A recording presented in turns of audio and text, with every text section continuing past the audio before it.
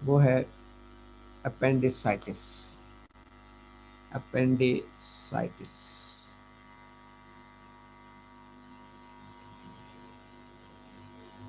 Appendicitis जैसे कि नाम से ज़ाहिर है, इन्फ्लामेशन ऑफ अपेंडिक्स, अपेंडिसाइटिस।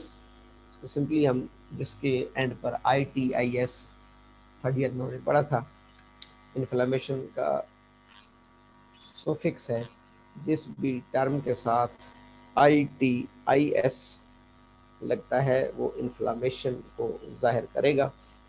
मैंने आपको बताया था कि ITIS बेसिकली ग्रीक ज़बान में फायर के ज़ुमरे में इस्तेमाल किया जाता है।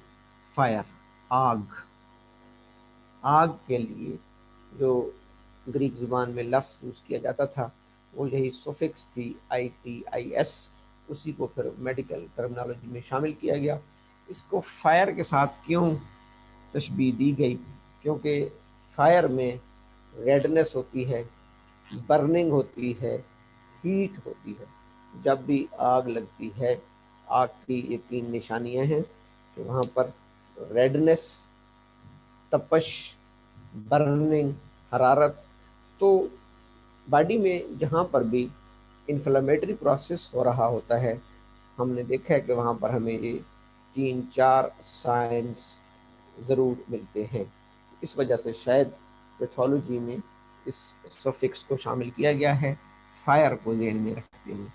अब बेसिक अपेंडिसाइटिस से पहले इस स्ट्रक्चर का नाम होता है अपेंडिक्स वर्मीफोलम। अपेंडिक्स मशहूर तो अपेंडिक्स के नाम से है, पूरा नाम इसका अपेंडिक्स वर्मीफोलम है।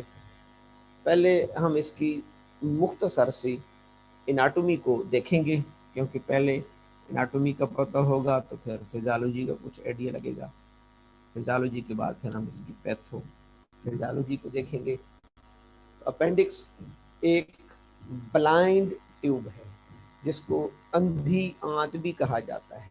ब्लाइंड ट्यूब, अंधी आंत। अंधी आंत इसलिए ये एक साइड से ओपन है और एक साइड से क्लोज्ड है। एक सिरा इसका ओपन होता है जो GAT के साथ मुंसलिक होता है, और दूसरा सिरा इसका क्लोज्ड होता है, दूसरा एंड इसका क्लोज्ड होता है। इसलिए इसको कहा जाता है ब्लाइंड ब्लाइंड ट्यूब, या आम जबान में इसको अंधी आंत भी कहा जाता है। अंधी आंत, ब्लाइंड ट्यूब। तकरीबन इसकी जो लेंथ है इसकी जो लंबाई है 4 इंच के करीब होती है। 4 इंच, 4 इंच इसकी लंबाई होती है। लेंथ हमें पता है कि 9 रीजन होते हैं, epigastric, right hypochondriac, left hypochondriac, फिर उसके बाद umbilical, right lumbar, left lumbar, फिर उसके बाद हमारा हाइपोगैस्ट्रिक, और उसके आसपास राइट इलियक फोसा और लेफ्ट इलियक फोसा। तो ये राइट इलियक फोसा में राइट इलियक फोसा में पाई जाती है। जो हमारे एब्डोमेन का राइट इलियक रीजन होता है, या इसको हम इलियक क्रेस्ट भी कहते हैं, इसको इलियक फोसा भी कहा जाता है। Right iliac region, right iliac crest, या राइट इलियक फोसा। अच्छा, एनाटॉमी इसलिए पढ़ाई जाती है कि डॉक्टर के पास अगर कोई पेशेंट आए और वो कहे जी मेरे पेट में दर्द है, तो पेशेंट्स को बाज़ औक़ात नहीं ख्याल रहता कि अपेंडिक्स कहाँ पे होती है, तो वो लेफ़्ट साइड की पेन को भी कहता है डॉक्टर साहब कहीं मुझे अपेंडिक्स तो नहीं हो गई। अपेंडिक्स तो खैर हर एक में है। तो हमें सबसे पहले ये पता होना चाहिए कि अपेंडिक्स कहाँ पर सिट करती है, कहाँ पर फॉल करती है, और इसकी एग्जैक्ट लोकेशन कहाँ पर होती है। एग्जैक्ट लोकेशन इसकी कहाँ पर होती है। तो ये राइट इलियक फोसा, या जिसको राइट इलियक रीजन कहा जाता है, वहाँ पर ये इंटेस्टाइन फॉल कर रही होती है। एग्जैक्ट इसकी जो एनाटॉमिकल लोकेशन है, क्योंकि सेकेंड ईयर और थर्ड ईयर में आपने GAT को काफ़ी पढ़ा है। We know that this is oral cavity के बाद एसोफेगस, एसोफेगस के बाद जो है वो स्टोमिक, स्टोमिक के बाद फिर ड्यूडिनम, ड्यूडिनम के बाद जूजिनम और जूजिनम के बाद इलियम। ये दो तीन पार्ट्स हैं स्मॉल इंटेस्टाइन की जिनको हम ड्यूडिनम, जूजिनम और इलियम कहते हैं। ड्यूडिनम, जूजिनम और इलियम। इसके बाद बड़ी आंत शुरू हो जाती है और बड़ी आंत का पहला पार्ट सीकम, फिर उसके बाद कोलन, फिर उसके बाद रेक्टम। तो जहाँ पर छोटी आंत खत्म होती है, the end of the small intestine, जिसको हम इलियम कहते हैं, और बड़ी आंत स्टार्ट होती है जिसको हम सीकम कहते हैं। तो यहाँ पर एक जंक्शन बनता है। जंक्शन मीन्स ये दोनों इंटेस्टाइन्स आपस में कनेक्ट होती हैं, जुड़ती हैं। छोटी आंत और बड़ी आंत आपस में जुड़ती हैं, उसको कहा जाता है इलियोसीकल जंक्शन। इलियोसीकल जंक्शन यानी जहाँ पर इलियम और सीकम आपस में आके जुड़ते हैं, उस पॉइंट को कहा जाता है इलियोसीकल जंक्शन। अगर कोई बंदा हमसे पूछे what is the exact anatomical location of appendix, तो we can say that at the junction of ileum and caecum, या इलियोसीकल जंक्शन पर राइट इलियक फोसा में ये एक ब्लाइंड ट्यूब पाई जाती है, ब्लाइंड ट्यूब पाई जाती है जिसको कहा जाता है अपेंडिक्स। अच्छा, बेसिकली ये एक इंग्लिश का लफ्ज है अपेंडिक्स। अपेंडिक्स का मतलब होता है कोई चीज़ जो एक्स्ट्रा या साथ सपोर्ट के तौर पर लटक रही हो, उसको हम अपेंडिक्स कहते हैं। जैसे हम थीसिस या कोई रिपोर्ट्स तैयार करते हैं तो हम अपने उसमें लिख देते हैं इंडेक्स में, इसमें जो डायग्राम्स हैं या कोई चार्ट हैं वो हमने एंड पे उसको क्या कर दिया है, अपेंडिक्स कर दिया है, लटका दिया है। तो वो उसको कहते हैं इंग्लिश में अपेंडिक्स। तो ये भी ऐसा स्ट्रक्चर है कि जो यूँ समझ लें कि GAT के साथ एक हैंग्ड स्ट्रक्चर है, लटका हुआ स्ट्रक्चर है, हैंग्ड स्ट्रक्चर है, इसलिए इसको कहा जाता है अपेंडिक्स। अब छोटी आंत और बड़ी आंत या स्मॉल इंटेस्टाइन और लार्ज इंटेस्टाइन मैंने आपको शायद बताया तो था, लेकिन मैं थोड़ा उसको रिपीट कर दूं। स्मॉल इंटेस्टाइन को इसलिए स्मॉल इंटेस्टाइन नहीं कहा जाता कि ये छोटी है, लेंथ इसकी लार्ज इंटेस्टाइन से कहीं बहुत ज़्यादा है। स्मॉल इंटेस्टाइन की लेंथ लार्ज इंटेस्टाइन से कहीं ज़्यादा है, लार्ज इंटेस्टाइन की लेंथ स्मॉल इंटेस्टाइन से कहीं थोड़ी है, कम है। इनको जो छोटी और बड़ी आंत कहा जाता है, शायद मैं वैसे दोहरा रहा हूँ, आपको पता है, लेकिन वेरी पॉसिबल कि कोई स्टूडेंट्स पिछले सेकंड ईयर थर्ड ईयर के लेक्चर में ना हो। स्मॉल इंटेस्टाइन को इसलिए स्मॉल कहा जाएगा कि उस ट्यूब का डायमीटर छोटा है। डायमीटर, जिसको हम ये उत्तर कहते हैं, डायमीटर उसका छोटा है। उसका जो डायमीटर है वो क्या है, छोटा है, इसलिए इसको कहा जाता है स्मॉल इंटेस्टाइन। जबकि लार्ज इंटेस्टाइन का डायमीटर बड़ा है, उसकी जो डाया है, जो कतर है वो बड़ा है, इसलिए इसको कहा जाता है लार्ज इंटेस्टाइन, क्योंकि इसका डायमीटर बड़ा होता है, ये इसका डायमीटर छोटा होता है। So that's why it is called small intestine and it is called large intestine. अब एनाटॉमी में एक और चीज़ का पता होना भी ज़रूरी है, और वो ये होता है कि किसी भी आर्गन को ब्लड सप्लाई कहाँ से आ रही होती है। जब हम किसी चीज़ की एनाटॉमी पढ़ते हैं या लिखते हैं, उसमें दो तीन चीज़ें ज़रूरी होती हैं, blood supply, arterial blood supply, venous blood drainage, nerve supply. तो अपेंडिक्स को जो ब्लड आ रहा है, ज़ाहिर है इसको भी काम करने के लिए, ग्रो करने के लिए, इसको स्ट्रक्चर डेवलप करने के लिए ऑक्सीजन चाहिए, न्यूट्रिएंट्स चाहिए, बाकी तमाम चीज़ें चाहिए। इसको जो ब्लड सप्लाई आ रही होती है, बेसिकली मैं अगर वहाँ से स्टार्ट लूँ कि हार्ट में एओर्टा,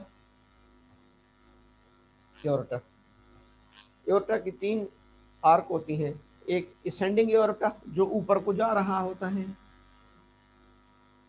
असेंडिंग एओर्टा। एक एओर्टिक आर्क जो बिल्कुल इसकी पैरेलल निकलती है ब्रांच, तकरीबन हार्ट को ही सप्लाई होती है।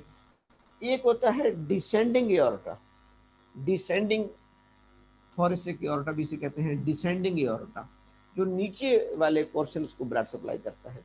तो ये डिसेंडिंग एओर्टा आगे आकर मजीद एओर्टिक ब्रांचेस में डिवाइड होता है, जिनमें से एक ब्रांच का नाम है abdominal aorta. Abdominal aorta, abdominal aorta मजीद फर्दर डिवाइड होती है मुख्तलिफ ब्रांचेस में। अब उसने किडनी को भी देना है, निचले सारे धड़ों को भी देना है, लिम्स को भी देना है, तो उसकी बहुत सारी ब्रांचेस हैं, जिनमें से 3 ब्रांचेस स्पेशली एब्डोमेन के हवाले से निकलती हैं, एब्डोमिनल एओर्टा से, जिनको कहा जाता है superior मीजेंट्रिक artery SMA, superior मीजेंट्रिक artery, inferior मीजेंट्रिक artery IMA, एक सुपीरियर मीजेंट्रिक आर्टरी यानी जिसको हम SMA कहते हैं, एक इंफीरियर मीजेंट्रिक आर्टरी जिसको हम IMA कहते हैं, एक सिलिक आर्टरी कहलाती है। तो इसमें जो SMA है, सुपीरियर मीजेंट्रिक आर्टरी, यहाँ से आपने थोड़ा याद रखना है, aorta, descending aorta, abdominal aorta, SMA, superior मीजेंट्रिक artery SMA। ये इसकी आगे एक ब्रांच होती है जिसको अपेंडिक्यूलर आर्टरी कहते हैं, अपेंडिक्यूलर आर्टरी, अपेंडिक्यूलर आर्टरी। अपेंडिक्यूलर आर्टरी वो आर्टरी होती है जो बेसिकली अपेंडिक्स को ब्लड सप्लाई करती है। तो ये भी आपने एनाटॉमी में थोड़ा सा मेंशन कर देना है। अपेंडिक्यूलर आर्टरी किसको ब्लड सप्लाई कर रही होती है? अपेंडिक्स को।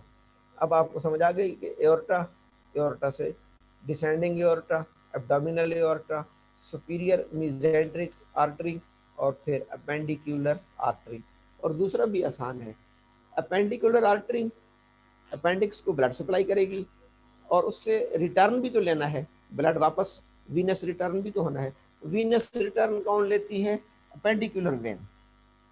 आसान है, अपेंडिकुलर वेन इससे जो है वीनस रिटर्न लेती है। अपेंडिकुलर आर्टरी इसको ब्लड सप्लाई करेगी और अपेंडिकुलर वेन अपेंडिक्स से क्या लेती है? वीनस रिटर्न या ब्लड ड्रेनेज जिसे हम कहते हैं वो इसको लेगी। तो यहाँ तक थोड़ी सी इसको मैंने टच दिया है एनाटॉमी का, ताकि हमें पता होना चाहिए कि अपेंडिक्स है क्या, इसकी लेंथ कितनी है, एग्जैक्ट लोकेशन क्या है, कहाँ पाई जाती है और इसको ब्लड सप्लाई कैसे आ रही होती है हार्ट से। इसके बाद इसकी मुख्तसर सी फिजियोलॉजी की हम बात करेंगे। तो फिजियोलॉजी पर, अपेंडिक्स की फिजियोलॉजी पर राइटर्स का और रिसर्चर्स का मुख्तलिफ इख्तलाफ भी है और मुख्तलिफ पॉइंट ऑफ व्यू भी है। कुछ रिसर्चर्स तो कहते हैं जी कि इसका फंक्शन अननोन है, कुछ कहते हैं जी इसका फंक्शन है ही नहीं, लेकिन कुछ ने लिखा है कि नहीं, फंक्शन तो है, फंक्शन के बगैर तो कोई चीज़ नहीं होती। मेन जो मेडिकल साइंस अक्सरियत जिस चीज़ पे मुत्तफिक है वो ये है कि ये अपेंडिक्स बेसिकली स्टोर हाउस होता है गुड बैक्टीरिया का, गुड बैक्टीरिया का स्टोर हाउस। काफ़ी मैंने इसको घुमा फिरा के जब स्टडी किया है तो तकरीबन तमाम राइटर्स इस सेंटेंस पर मुत्तफिक हैं। मैं इसलिए आपको ये बता रहा हूँ कि वो ये कहते हैं कि ये GAT है,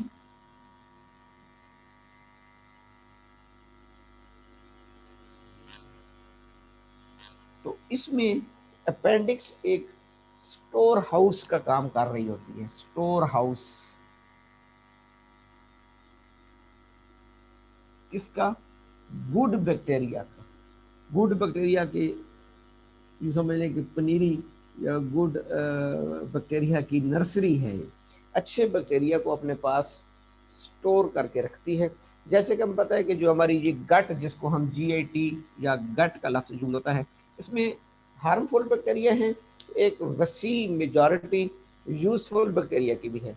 अच्छा, अक्सर जब हमें फूड पॉइजनिंग होती है या इन्फ्लामेशन होती है जिसको हम गैस्ट्रोएंटराइटिस कहते हैं, डायरिया होता है डायसेंट्री होती है, क्योंकि न्यूट्रिएंट्स और खुराक के बहुत सारे मसाइल इंसान के साथ लगे रहते हैं। तो अक्सर डायरिया में बुक्स ये लिखती हैं कि ये चूँकि लार्ज इंटेस्टाइन की बिलखसूस जो लाइनिंग होती है, अपर लेयर होती है, जैसे ये कमरे के ऊपर ये प्लस्तर की अपर लाइनिंग है, तो अपर लाइनिंग आमतौर पर इरोड हो जाती है, इरोजन का शिकार हो जाती है। इरोजन कहते हैं कटाव। जैसे बारिश होती है ना, बारिश का पानी अगर थोड़ा तेज चल रहा हो तो वो जमीन की सॉइल को काटता है, बहा के ले जाता है, इसको एग्रीकल्चर में कहते हैं इरोजन। तो यहाँ पर भी लफ्ज ये यूज हुआ है कि जब डायरिया होता है, डायरिया के इन्फेक्शन में आमतौर पर ये जो कोलन की लाइनिंग है ये भी वाश आउट हो जाती है, क्लियर हो जाती है।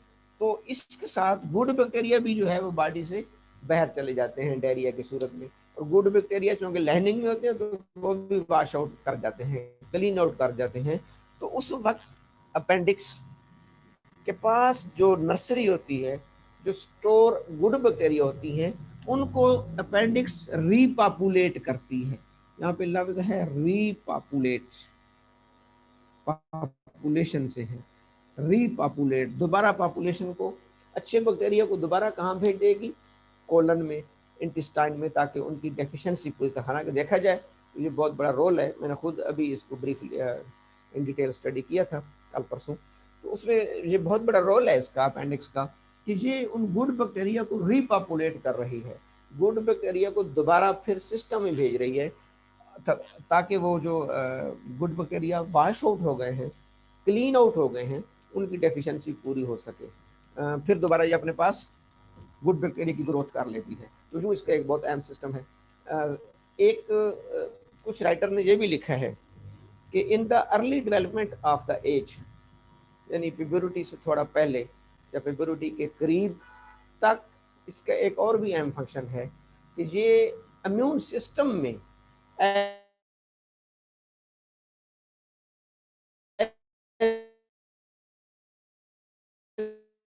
लिम्फ और आपने पढ़े थे ल्यूकोसाइट्स में टी सेल्स और बी सेल्स,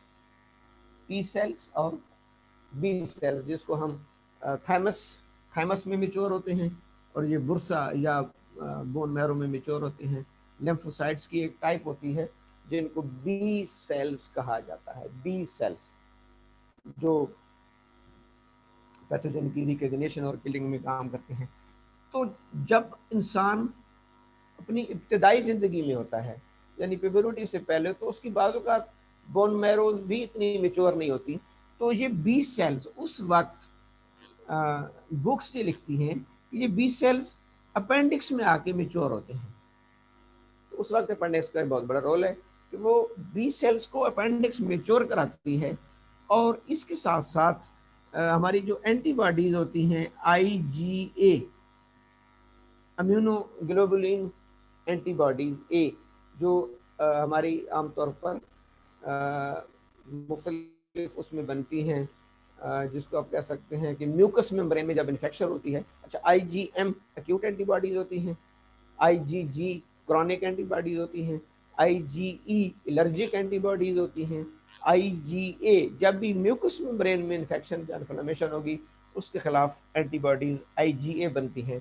तो ये भी लिखा हुआ है कि अपेंडिक्स बी सेल्स को मिच्योर कराती हैं और IgA बनाती है, लेकिन अर्ली एज में। इसलिए कुछ किताबों में ये लिखा हुआ कि जब इंसान बड़ा हो जाता है तो अपेंडिक्स का रोल ख़त्म हो जाता है।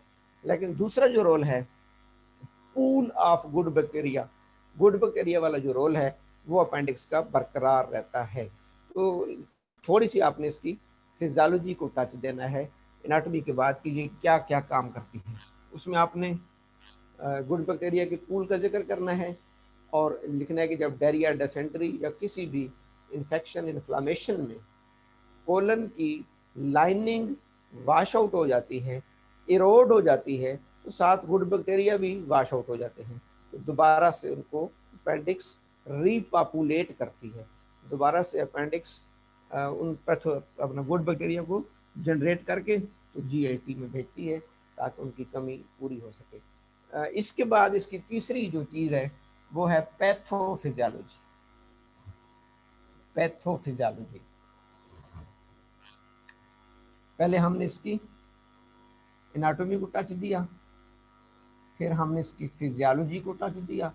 तमाम तमाम जितनी भी डिजीजेज होती हैं या जितने भी पैथोलॉजिकल कंडीशन होती हैं उनकी सेटिंग या उनका सिस्टम यही होता है कि पहले हमें एनाटॉमी का पता होना चाहिए, फिर उसकी फिजियोलॉजी का, फिर हम उसकी पैथोफिजियोलॉजी को समझ सकते हैं। पैथोफिजियोलॉजी में मेन इसका ये है कि ये जो ब्लाइंड ट्यूब है, अक्सर इसमें ये होता है कि इसके अंदर पैथोजेनिक बैक्टीरियल इन्फेक्शन शुरू हो जाती है। वो मुख्तलिफ वजूहात की बुनियाद पर हो सकती है। स्पाइसेस फूड खाने से भी हो जाती है, बाज़ औक़ात इम्यूनिटी के वीक होने से भी हो सकती है, बाज़ औक़ात पैथोजेंस की बहुत ज़्यादा पॉपुलेशन बॉडी में चली जाती है। एनी हाउ, इसके अंदर बैक्टीरियल इन्फेक्शन हो जाती है जिसकी वजह से इसकी इन्फ्लामेशन होती है, और अपेंडिक्स से ये क्या बन जाती है, अपेंडिसाइटिस।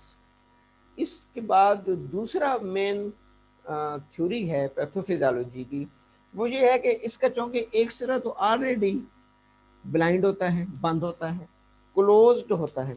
बाज़ औक़ात कोई फीकल, यानी जिसको हम कहते हैं कि फीसिस का टुकड़ा, कोई जो है वो वेस्ट का टुकड़ा, कोई इस किस्म के पार्टिकल्स का टुकड़ा इसको आके बुला कर देता है। ये दूसरा मुंह भी इसका ब्लॉक हो गया, एक तो ऑलरेडी इसका ब्लाइंड होता है, अब इसका ये जो ऊपर मैंने तो यहाँ पर बड़ी बनाई है ना आपको समझाने के लिए, एक्चुअली ये बहुत छोटा सा मुंह है इसका। ये इस पर बाजू का कोई छोटा पीस आके इसको ब्लॉक कर देते हैं, फीकल पार्टिकल्स, कोई डेब्रिस, कोई इस किस्म की चीज, पैथोजन भी आ जाते हैं। तो अक्सर ऑब्स्ट्रक्टिव अपेंडिसाइटिस होती है, ऑब्स्ट्रक्टिव अपेंडिसाइटिस कि दूसरा पोर्शन इसका बंद हो गया। अब यहाँ पर ये प्रॉब्लम आ जाती है कि इसके अंदर जो मटेरियल होता है, जो पैथोजन होता है, वो खुल के अपनी जो है वो ग्रोथ कर लेते हैं, क्योंकि दूसरा सिरा भी बंद हो गया, अब इसमें से फ्रेश चीज़ें आ जा नहीं सकती। तो इसकी मिसाल ऐसे है जैसे एक चलता पानी है, पानी चल रहा है, वो साफ रहता है। अगर वो खड़ा हो गया, उसको दोनों तरफ से आप बंद कर दें, तो उसके अंदर क्या, तो ताफन पैदा हो जाती है, उसके अंदर जिसको कहते हैं प्यूट्रिफेक्शन आना शुरू हो जाती है। तो ये फिर अपेंडिक्स में के अंदर भी प्यूट्रिफेक्शन आती है। और तीसरी पर खतरनाक ये है कि इसको जो ब्लड सप्लाई करने वाली वेसल्स हैं, जिनको भी हमने पढ़ा है, अपेंडिकुलर आर्टरीज, फिर उसके आर्ट्रियोल्स, कैपिलरीज, तो वो ब्लॉक होना शुरू हो जाती हैं। वो ब्लॉक होती हैं तो इसको ब्लड सप्लाई मुअत्तल होती है, एस्कीमिया। एस्कीमिया, ब्लड सप्लाई मुअत्तल होगी तो इसकी नेक्रोसिस हो जाएगी। थर्ड ईयर में आपने पढ़ा था, ये एक सीक्वेंस होता है, मसलन ischaemia, loss of blood supply, degeneration, पिछले साल आपको याद होगा, डीजेनरेशन के बाद नेक्रोसिस, उसकी डेथ, फिर गैंग्रीन, फिर उसकी गलाव सड़ाव शुरू हो जाता है। जैसे वो कहते हैं ना कि ये फिर इसके अंदर अपेंडिक्स में गैंग्रीन आ जाती है, लेकिन यहाँ पहुँचने से पहले अमूमन इसकी सर्जरी कर ली जाती है, अपेंडिसेक्टमी कर ली जाती है। बाद औक़ात इसके अंदर इतना ज़्यादा किसी वजह से डायग्नोज नहीं हो सका, या पेशेंट की सुस्ती की वजह से, या डॉक्टर की नेग्लिजेंसी की वजह से ये जो है भर गई पास मटेरियल से और डेब्रिस वगैरह से, वेस्ट मटेरियल से, तो फिर ये रप्चर हो जाती है, रप्चर, फट जाती है। जब रप्चर होगी then there will be a very very major problem. इसके फटने से इसके अंदर जितना टॉक्सिक मटेरियल था, पॉइजनस मटेरियल था, वो पूरे एब्डामन को अपनी लपेट में ले लेता है। और ये एक सर्जन के मुंह के अल्फाज हैं, तो फिर वो हमें बहुत बड़ी मेजर सर्जरी करनी पड़ती है। हालांकि अगर वैलेंटाइन डायग्नोज हो जाए और आप इसकी सर्जरी करें तो this is very very minor surgery, ये माइनर सर्जरी में भी आती है, क्योंकि इसमें जो नए सर्जन बन रहे होते हैं या पोस्ट ग्रेजुएट कर रहे होते हैं, तो मुझे बता रहे थे कि सबसे पहले उनको यही सर्जरी सिखाई जाती है, क्योंकि सबसे आसान सर्जरी है। लेकिन अगर ये रप्चर हो जाए, तो ये पूरे एब्डामन में सेप्सिस फैला देती है, पूरे एब्डामन को सेप्टिक कर देगी। Septic pathogenic infection, pathogenic toxin फैल जाएगा। फिर वो पूरे एब्डामन को एक तो वॉश करना पड़ता है, पता नहीं कहाँ कहाँ पेरिटोनियम तक, उधर से स्टमक तक मटेरियल पहुंच जाता है, तो बहुत रिस्क होता है और उसमें पेशेंट की जान जाने का भी खतरा होता है। तो इसकी पैथोफिजियोलॉजी में ये है, इसके अंदर मेनली बैक्टीरियल इन्फेक्शन, या दूसरा जो चांस है वो ऑब्स्ट्रक्शन है, दूसरा ये ब्लॉकेज ब्लॉकेज ब्लॉकेज की वजह से आमतौर पर अपेंडिक्स की इन्फ्लेमेशन होती है। इसका दूसरा सिरा भी अगर ब्लॉक हो जाए तो इसको हम कहते हैं ब्लॉकेज ऑफ द अपेंडिक्स। मैं मुख्तसर इसके नोट्स आपको शेयर कर देता हूँ फिर इसके बाद, ताकि थोड़ा सा आपकी नज़र से गुजर जाएं।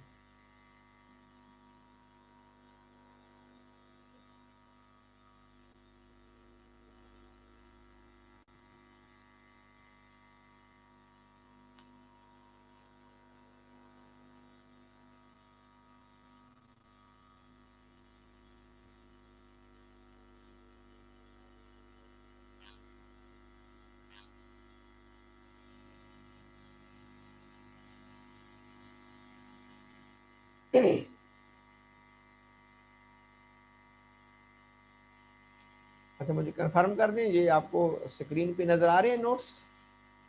यस सर, आ रहे हैं। अच्छा ठीक है। ये हमारा क्वेश्चन बनेगा, define appendicitis, write down its causes with sign and symptoms, also briefly explain the diagnosis and management of appendicitis. Uh, Appendicitis may be simply defined as inflammation of appendix. Appendicitis occurs when the appendix become inflamed, जब excuse me appendix क्या हो sir. जाती है? जी जी। Sir इसका open नहीं हुआ हुआ, मतलब जस्ट उसका जो मेन हेडिंग है अपेंडिसाइटिक डॉक्यूमेंट्स वो आ रहे हैं, शो हो रहे हैं। मैं वही तो आपको कह रहा था, मुझे शक था कि ये नहीं ओपन हुआ सर होगा। वो सारे आ रहे हैं ना, मतलब जो जो आपने नोट्स भेजे हैं वो सब लिस्ट आ रही है पूरी। हाँ वही ना, इसमें वो एक मिनट वो शायद, अच्छा जी आ जाएगा, अब आएगा मेरे ख्याल में शेयर। अब आ रहा है? अब आ रहा सर है? अब आया है। जी जी, अब आया। ठीक है। क्वेश्चन ये बनेगा, define appendicitis, write down its causes with, अभी मैं असल में खुद भी सीख रहा हूँ जोन को। Define appendicitis, write down its causes with sign and symptoms, also briefly explain diagnosis and management of appendicitis. Appendicitis may be simply defined as inflammation of appendix.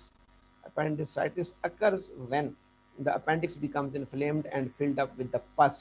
Appendicitis is an inflammation of the appendix, finger-shaped pouch that projects from colon on the lower right side of the abdomen. ये होगा।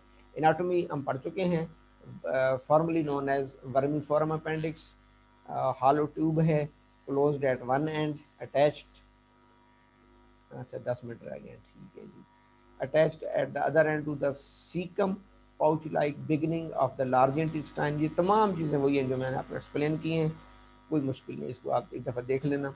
Appendix sits at the junction of small intestine and large intestine, वही ileocaecal junction.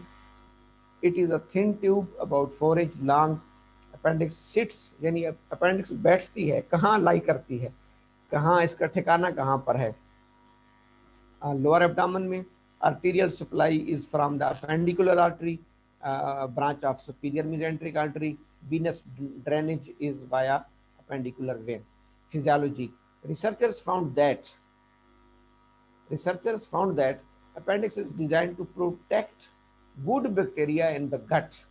That way, when the gut is affected by a bout of diarrhea or other illness that cleans out the intestine, the good bacteria in the appendix can be repopulate. वही बात जो भी मैंने discuss की है कि अगर lining उड़ जाएगी तो गुड बैक्टीरिया रीपॉपुलेट होना शुरू हो जाते हैं अपेंडिक्स से।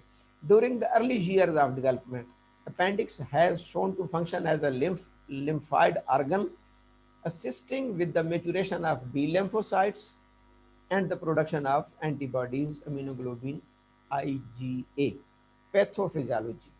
Appendicitis occurs when the appendix become, ये है, appendicitis occurs when the appendix becomes acutely inflamed acute.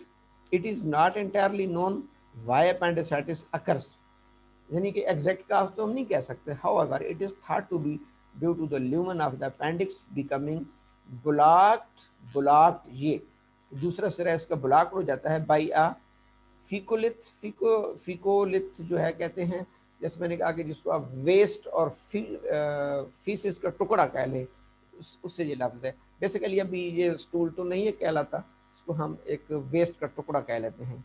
Normal faecal matter, lymphoid hyperplasia, किसी वजह से वायरल इन्फेक्शन, इसकी वजह से ये क्या हो सकती है, ब्लॉक हो सकती है. Appendicitis is thought to be the result of obstruction of the appendical lumen. The obstruction leads to, फिर obstruction के बाद ये डिस्टेंड होना शुरू हो जाती है, जैसे मैंने कहा फूलना शुरू हो जाएगी, इसके अंदर बैक्टीरियल ग्रोथ आएगी, फिर इसमें एस्कीमिया आएगा, फिर इसमें इन्फ्लेमेशन आ सकती है. ये तमाम चीज़ें इफ़ अनट्रीटेड, अगर इसको ट्रीट ना किया जाए, इफ़ अनट्रीटेड, नेक्रोसिस, सबसे पहले इसकी डेथ होगी, गैंग्रीन एंड परफोरेशन, यानी फिर ये फट जाएगी, परफोरेट हो जाएगी, इसमें से चीज़ें बाहर निकल आएंगी. इसके बाद हम नेक्स्ट काजेज ऑफ अपेंडिसाइटिस को डिस्कस करेंगे. इसमें अगर आपका कोई क्वेश्चन है तो आप क्वेश्चन पूछ लें, नहीं तो वही जो ब्लड रिपोर्ट मैं डिस्कस कर रहा था अभी, इसमें 5-1 मिनट हैं, तो उसको एक्सक्यूज मी डिस्कस कर सर. लेते हैं.